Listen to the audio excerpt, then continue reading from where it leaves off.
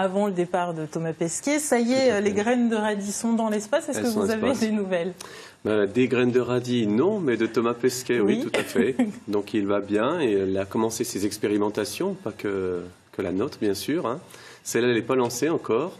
Elle devrait se dérouler avec lui en janvier ou février. Voilà. D'ailleurs, vous devriez être en contact radio avec lui à cette occasion. Voilà, alors on sera en contact radio entre le 16 et le 22 janvier avec Thomas Pesquet par le biais des réseaux ARIS, du réseau ARIS, qui est un réseau de radioamateurs international qui ont vocation à créer le lien entre l'ISS et certaines personnes sur Terre, parmi lesquelles les établissements scolaires. Alors, des radis pour le lycée du Creusot, de la moutarde pour le lycée de Dijon et des lentilles pour celui de Toulouse.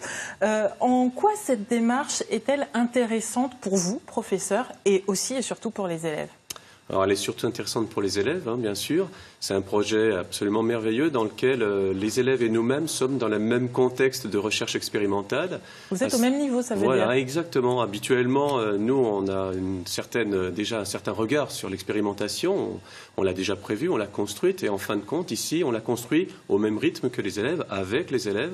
Elle évolue aussi bien avec nous qu'avec les élèves. Donc, c'est vraiment une véritable expérimentation scientifique. Oui, donc c'est une avancée à la fois scientifique et pédagogique. C'est tout à fait une avancée pédagogique, aussi bien que scientifique. C'est vraiment quelque chose de très diversifié dans l'approche, par les disciplines d'ailleurs.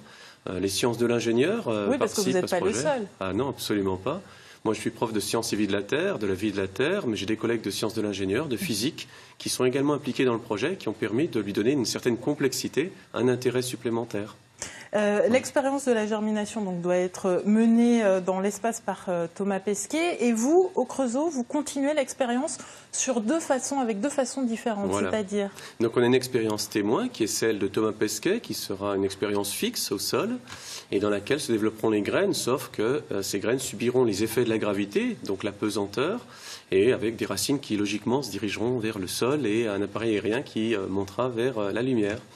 Mais en même temps, ce que l'on souhaitait faire, c'était créer un modèle expérimental, un modèle scientifique qui puisse reproduire, en fin de compte, la croissance telle qu'elle se produira en micropesanteur dans la Station spatiale internationale. Et pour ça, donc, on a créé un tournicoton avec les professeurs de sciences de l'ingénieur et leurs élèves de première SI et de terminale SI. Et ce tournicoton fonctionne, il tourne, il donne déjà de beaux résultats. Reste à savoir si ces résultats seront l'équivalent strict ou pas de ce que Thomas obtiendra dans l'espace. En fait, vous pourrez comparer pour voir si vous êtes proche. Voilà, on validera éventuellement un modèle scientifique. Donc la démarche est intéressante. Est-ce que le prototype, enfin le produit que Thomas Pesquet a dans la station spatiale, est-ce que c'est vous qui l'avez réalisé? Alors, on l'a réalisé à 3 lycées. Puisque l'originalité de ce projet Graines dans l'espace, c'est qu'il fait converger les dynamiques de 3 lycées. Le lycée Charles de Gaulle à Dijon, le lycée international Charles de Gaulle, le lycée de Saint-Orens aux portes de Toulouse, et puis nous-mêmes au Creusot.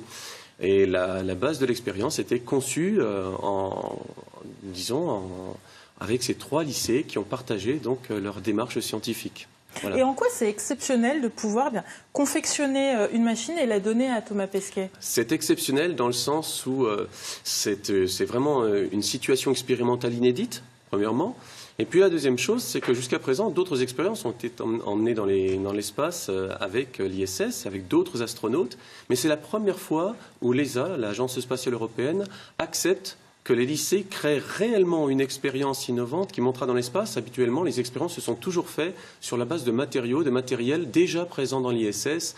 En fin de compte, c'était un prêt de l'ISS pour des établissements pour démontrer un phénomène physique ou biologique. Mais là, on a réellement créé une expérience inédite qui monte dans l'espace et qui crée une chose complètement je suppose que nouvelle. Les élèves sont surexcités. Ils sont surexcités, ils sont créateurs. On a même des élèves qui ont pris les choses en main, qui ont créé eux-mêmes leur modèle rotatif à base de Lego, des choses vraiment fabuleuses. Finalement. Voilà. Et tous participent à une très belle émulation dans cet établissement avec les sciences d'ingénieurs et les sciences de la vie et de la Terre. Et je rappelle juste qu'il y a une contrainte, c'est que l'expérience va durer 12 jours. C'est pour ça que vous allez être en liaison radio avec Thomas Pesquet, c'est ça, en janvier. En janvier, voilà. Et puis il faut des graines qui poussent relativement vite et qui ne prennent pas trop de place dans l'espace. Eh bien, merci. De toute façon, on prendra de vos nouvelles pour savoir un peu comment ça a évolué. Et puis, merci beaucoup.